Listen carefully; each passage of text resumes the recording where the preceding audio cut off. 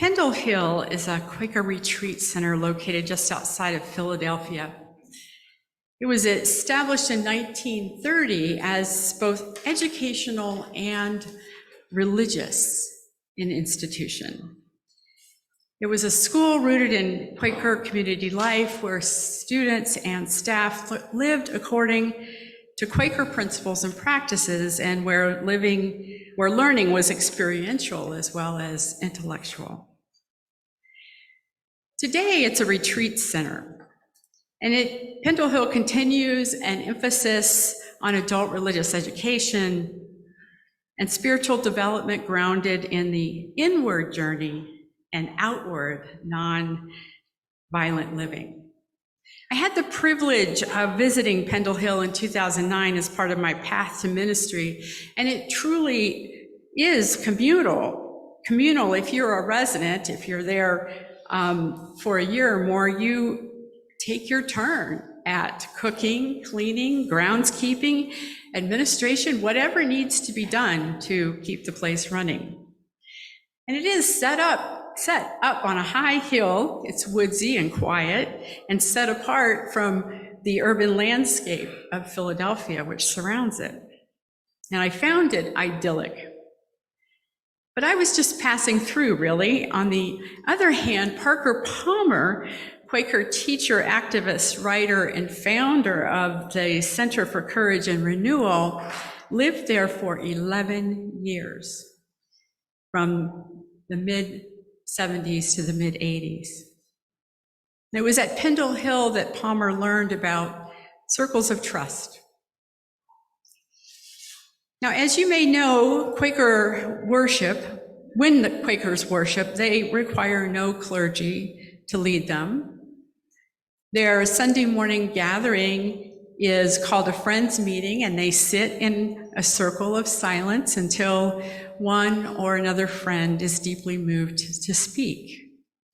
As one friend speaks, the others listen deeply without responding.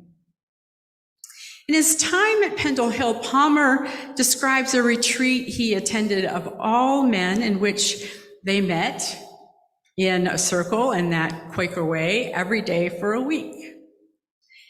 And Palmer noticed that one man was African American. He hardly spoke after he initially shared how his life had been scarred by racism and his need to reconcile. Palmer said that he worried all week.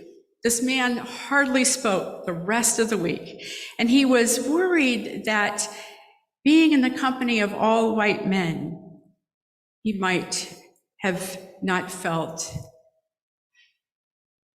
able to speak or share his truth. But after the retreat, Parker found an entry in the participants' journal written by this man that said, "Thank you for helping me to deal with some of my anger. Life is too short to walk a path filled with spurs. I'm not completely healed, but the process has begun. I want to give back the love and caring that was given me. This retreat made me deal with my ghost. Georgia, Nam, Vietnam, Texas were all my pits. Now that the healing has started, I feel strong and for the first time capable of feeling some sense of peace." Now, how could it be that this man achieved such clarity after a week of saying hardly a word? Parker realized the man had been in dialogue with his inner teacher, that is, his deepest self, the wisdom at his center, the common wisdom to be found at his core, his soul, if you will. The Quaker way of contemplation and spiritual connection, which Palmer calls circles of trust, also it involves two assumptions about our human nature. First, that within us exists a kind of spiritual DNA. Some call it a soul, some refer to that spiritual DNA as our deepest selves, but it is something that if we are in touch with it, it grounds us. And Parker says that this deepest self, this soul, this ground of our being is also shy and needs the safety of a circle of trust that the Quakers in their practice create. That safety allows us to hear that still small voice, our deepest selves,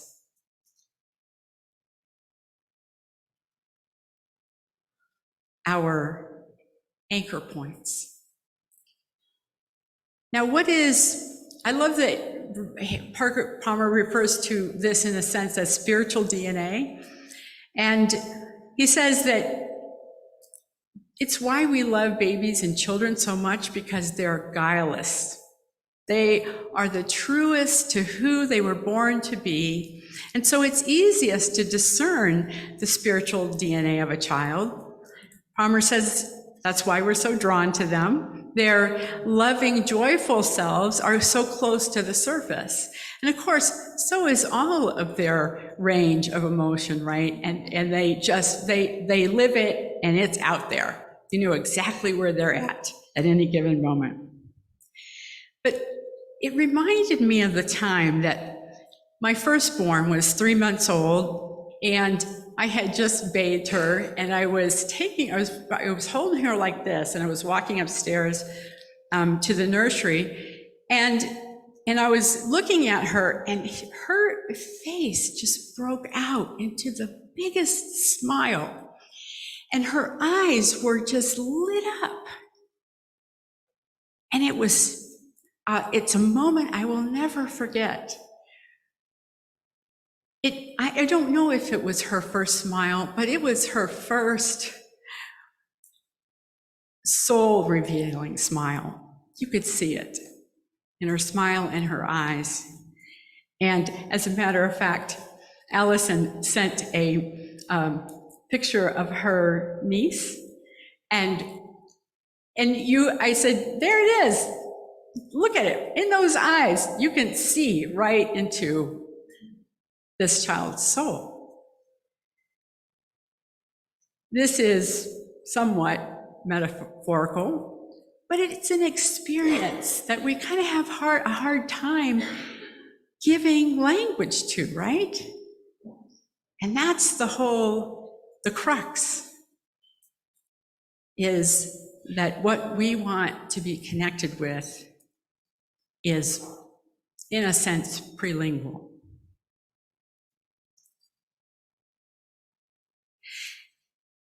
So think about your own experiences, maybe of babies, children, grandchildren. Did you ever find one that was born an old soul? And what does that mean? To me, it means that we're not necessarily born blank slates. We come into this world with some kind of imprint.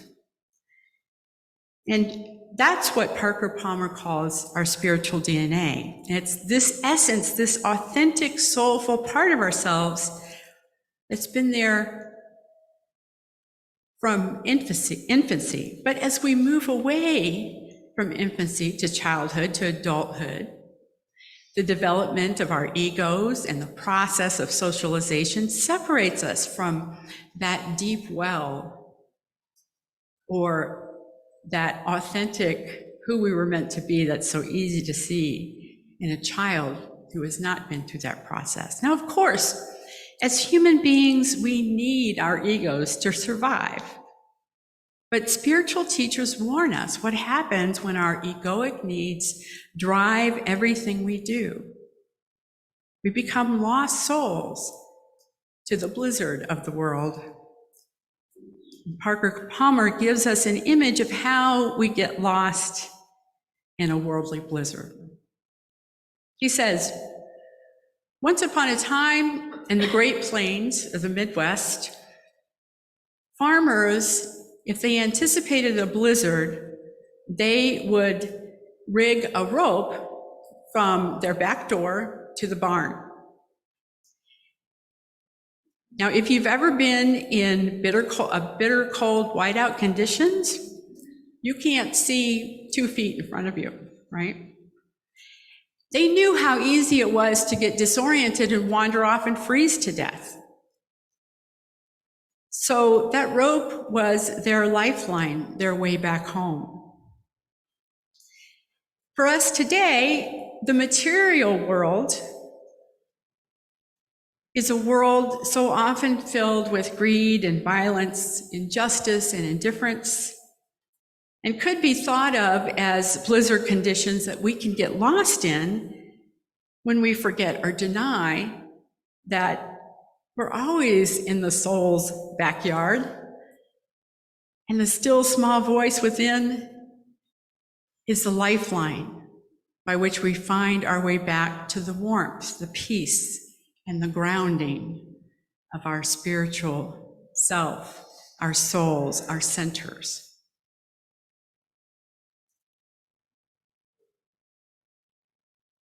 Parker says that the soul's order can never be destroyed. Can never be destroyed by anything outside of us. It can be hidden, it can be obscured by our experiences of life, but it can never be destroyed. And it reminds me, I think, in a sense of what Viktor Frankl talked about, right? In being, in living in an absolute horrible, hopeless situation, but that it was that core self, that connection. For some people, that means absolutely connection with God. But it doesn't require a belief in God.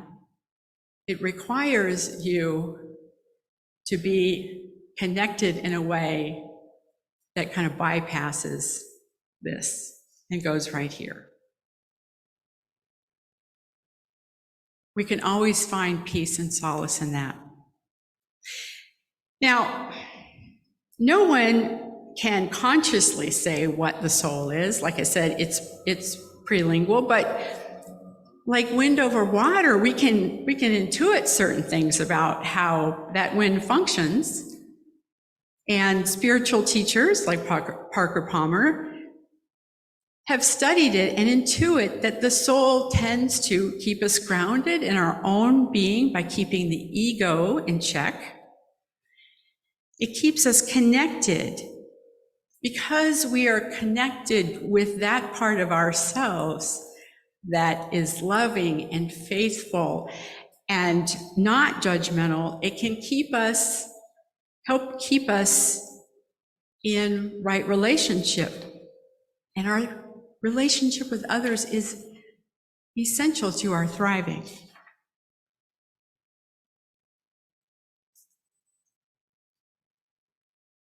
Our deepest selves, or our soul, can tell us truths of ourselves and the world around us and the relation between the two, and whether or not that truth is hard to hear.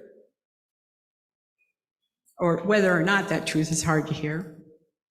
What is our fourth principle? The responsible search for truth and meaning. This is part of it. Hence comes our UU faith in the ability of people to innately find the path of loving kindness and right relationship.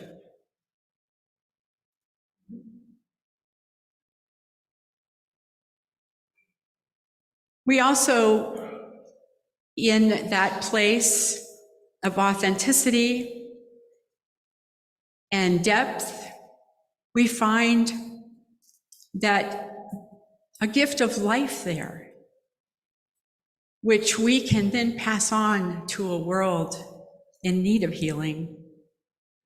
And then, of course, once again, that this centered self, this deep self, is shy. It has to have an environment of trust and non-judgment to be heard. So what does this mean in terms of our living, our daily living? So on your program, I put what's called a Mobius strip. And first, let me say this. I wanted to share with you, have you ever met somebody that you thought really lived their values? Like they were really authentic, the real deal? Well, for me, even though I don't know him well, of course, an exemplar of that was Jimmy Carter, is Jimmy Carter, right? He was much maligned for living his values in his presidency. And afterwards, he went on to dedicate his life to service to others through Habitat for Humanity and other foundations. He continued to teach Sunday school in his hometown. And when he had to confront the harmful patriarchy in his Southern Baptist denomination, he chose to leave it. Painful as it was to be separated from the religious community of his childhood. So I would say that Jimmy Carter is an exemplar of living life as a Mobius strip, where there's a continuum between inner and outer aspects of ourselves. So Parker Palmer says that most of us live this, and all of us live this at times. On the outer circle, the outside of this circle, is the role that you play in life, or the onstage or outer life. It has to do with socialization, culture, your family of origin, what they taught you. All right, you're living a script in a way. The inner part is your, of course, inner life, that deepest self. And here, that vocabulary of ideas, intuitions, feelings, values, faith, mind, heart, spirit, those things that are even beyond naming live here. And that most of us never show what's in here when we're out there, okay?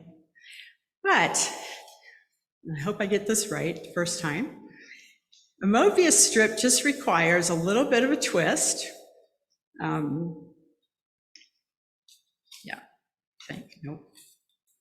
Just one twist. Come on, Kathy, you can do it.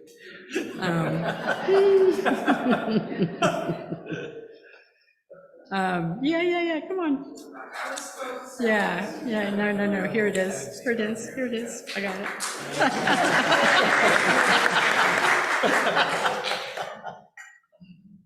All right. So as you can see, well, maybe you can see this, but I'll describe it to you anyway. Yes, some of you cannot see it, but I will describe it.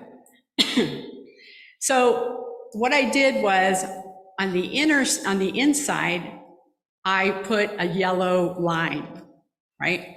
So the yellow line was just in a circle. It just stayed in that circle. When I gave it one twist, I turned it into a Mobius strip, or a continuum between inner and outer. So we see the line, the yellow line of our interior running on both sides. So whether or not we live this more consistently, I'm sure we've all had experiences of living this Mobius strip life. But it's hard to maintain, and even Parker Palmer said, I've more or less fallen off the wagon more times than I want to admit.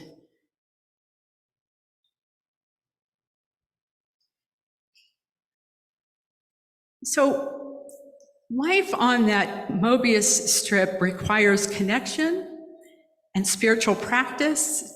And I imagine that Jimmy Carter, as a religious man, learned to live his values out loud and was one with his soul through a practice of prayer and contemplation. The Quaker way of being in circles of trust can also provide that way of being in touch and listening to that inner voice and living out those ways in which it speaks to you. So the African American man didn't need a particular constituency, or he didn't need other people of color there. What he needed was safety and the assurance that he was in a safe place. And he was able to listen to his inner voice and find peace.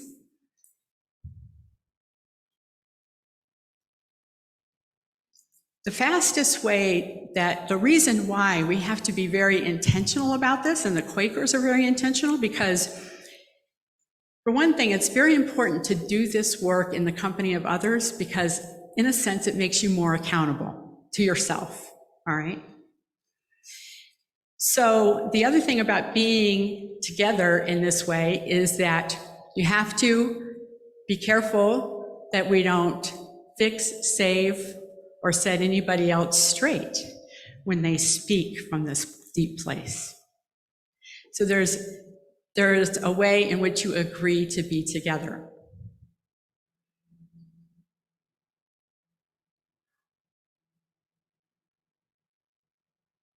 So if our deepest selves, our most authentic selves, our souls, if you will, have something to teach us, then perhaps we might try creating circles of trust here in the congregation. You all, as members of UUFBR, you're not only post-COVID, but you're also post-Harris. So when you're in your intern minister search process, you named one of the priorities building a ministry of emotional, social, and spiritual support. Your intuition was right on, because I can imagine that you all are feeling the disorientation of trauma, grief, and loss, individually and as a whole. And then, of course, there's our private lives, right? That everybody has something that they are dealing with, rest assured.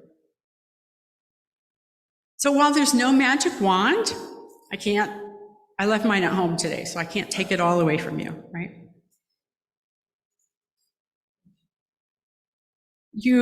A small group ministry here, based on those circles of trust, might help connect you individually in a way that your deepest selves give you a sense of grounding that will lead to a more hopeful, joyful you and a more hopeful, joyful fellowship. I know that this Quaker way of engaging spiritual growth is not for everyone, but if what I presented to you today resonates, then please consider participating in an informal session on Soul Matters, which is a small group ministry that was created by a UU minister, and it is based on Parker Palmer's A Hidden Wholeness. And that's what he's pointing to. So watch for that invitation. And if it's something that you might be interested in, then be sure and respond. I'll close with the words from the Reverend Cheryl Walker, who answers the question of why am I you? I love her answer. Why do we come here at all? Sunday morning, any other time? To make friends, to do some good, and grow a soul. May it be so.